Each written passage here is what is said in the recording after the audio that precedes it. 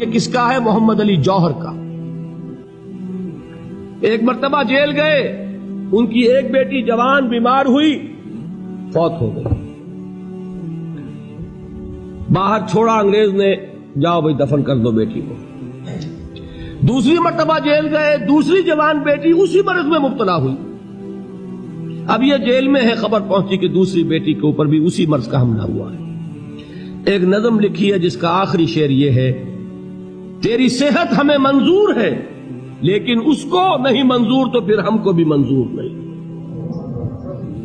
یہ ہے، جب تک یہ کیفیت نہ ہو اس میدان میں آدمی ثابت قدم نہیں رہ سکتا کہ میرے رب کو اگر یہ منظور ہے تو یہی مجھے منظور ہے، اور تیری صحت ہمیں چاہیے تو ضرور لیکن ہمارے رب کو منظور نہیں تو ہمیں بھی منظور۔ راضی برضائے رب